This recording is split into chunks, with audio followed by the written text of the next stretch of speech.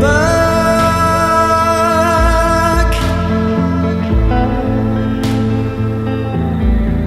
She never looks back.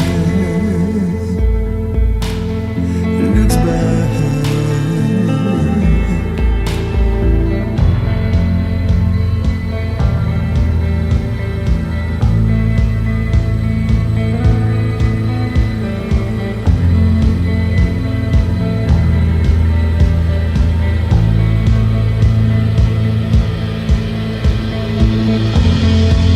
Demons are crawling back to your bed, and they're calling out your name. Demons are crawling back to your bed.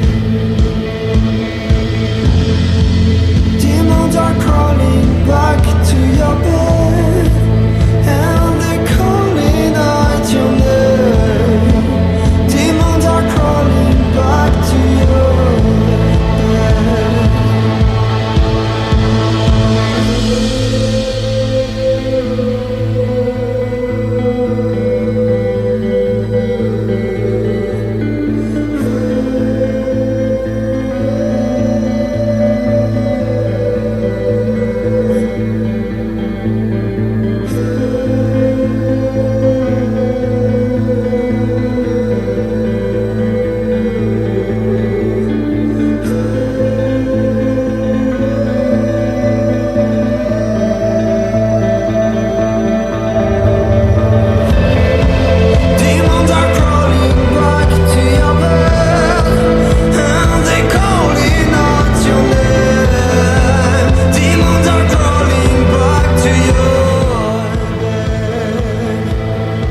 If you would like to hear Night Dreams Talk Radio on your local radio station, let them know.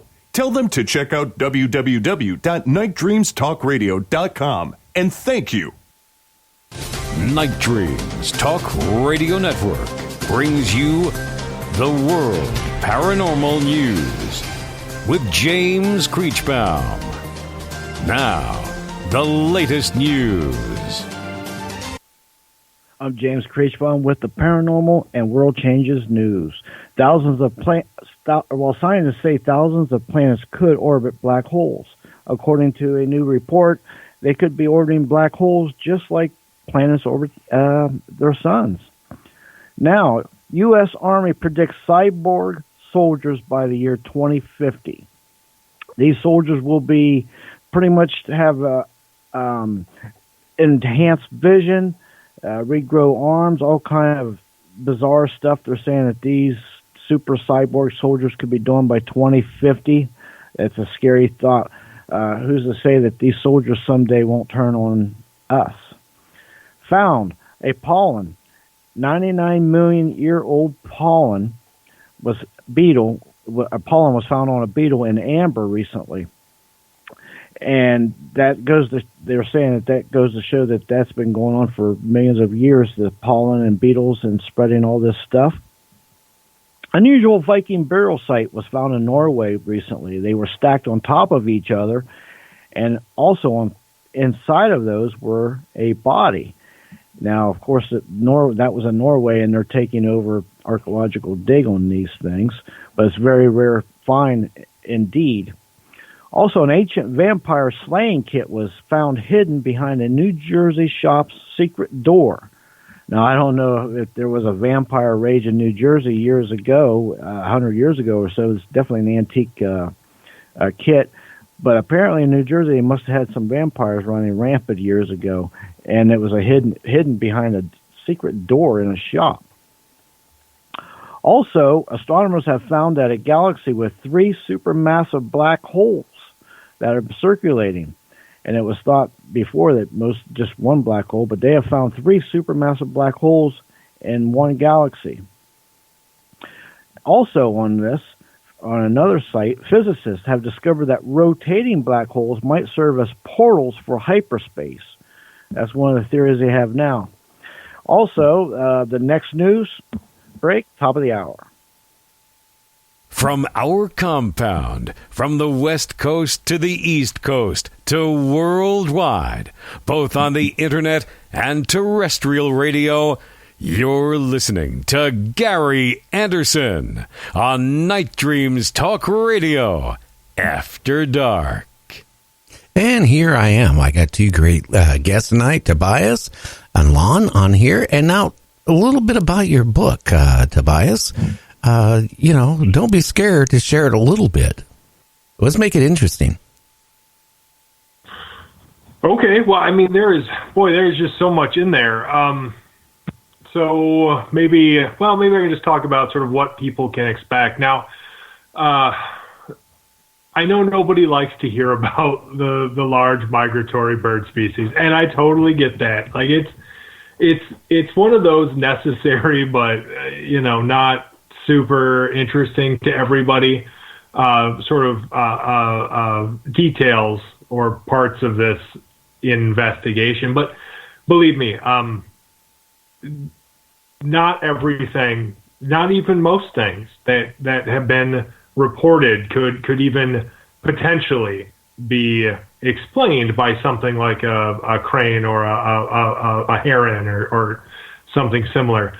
For the most part, the absolute best sightings that we've received, that we've been able to investigate the most thoroughly, have been very, very strange. For instance, one of the areas that sticks out the most to me is Woodstock, Illinois. And so much earlier this year, in February of 2019, it was towards the end of February, sort of been February 22nd, actually.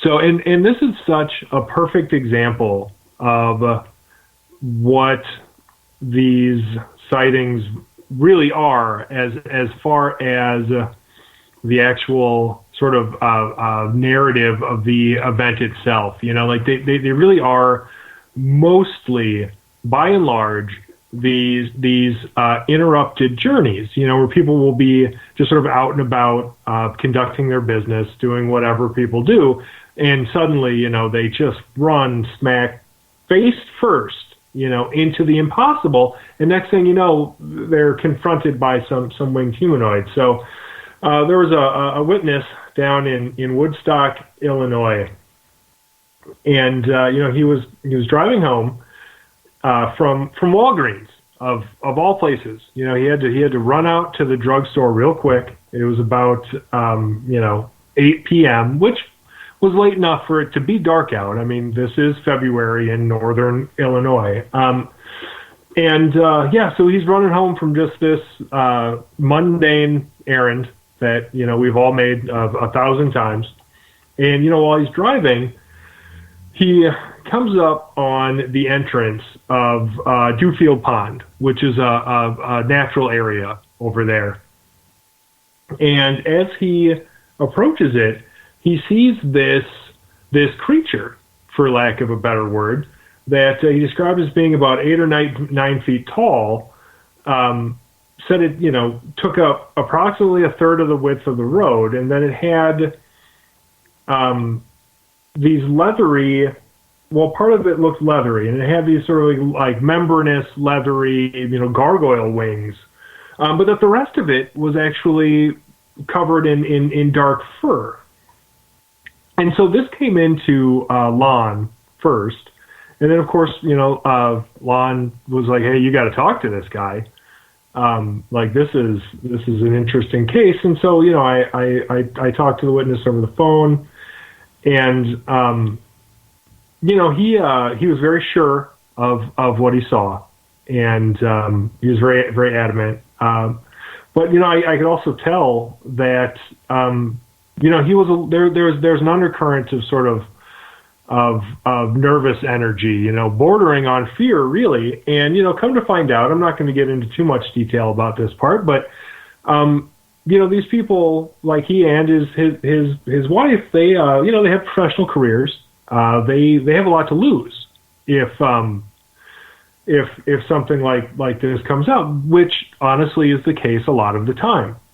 And so I talked to him, and he agrees to let Emily and I go down there. And he was nice enough to take us around to the sighting area, and we got to walk around there with him. We got some nice photographs to sort of give us the lay of the land down there, and spoke to him, spoke to his wife, and even captured one potentially anomalous footprint while we were there, which is still kind of a head scratcher for me. Like I haven't been able to explain this footprint, and it matches up with what he described well enough to be really interesting. And of course, we've got photographs of that that anybody can see, and it was interesting to me because, and this is difficult, I think, to describe to people if they've never experienced it. But, Emily and I were there. I've been to these people's home. I've spoken to them face to face, and the seriousness with which they took this sighting was evident. This was not a fun, weekend prank for them. This was serious business, and while they were very kind and very welcoming, and I really appreciated everything that they did for us, it was very clear that something very profound had happened to this man, and that they had a lot to lose if their trust in us was misplaced. And this sighting actually ended up being fairly popular. It made its rounds, and some local news agencies picked it up. And so I was contacted by a journalist with the, what was the name of it? Something Herald or Courier or whatever.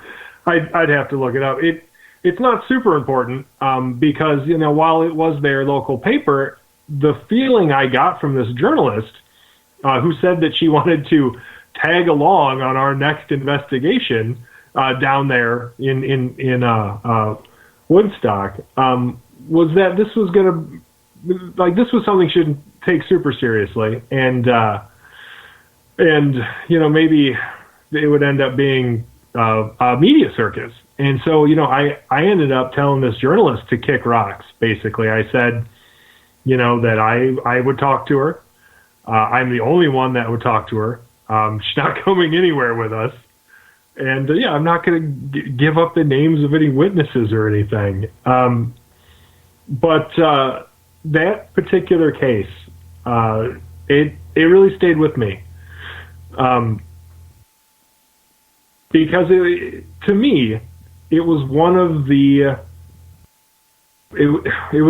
cases that we really got to dig our teeth into more than almost any other, and it led into even more reports from that area. It wasn't long after that before Lon had received another report from a witness down there, although she didn't really want to talk. And then I was contacted by a young man who said that he had seen something similar outside of the Jewel down there. He emailed me, and I lost contact with him after I had. Well, maybe I should just explain it in better detail. So not too long after the sighting started down there, I was actually emailed by this witness, and he emailed me saying that he was outside in this parking lot,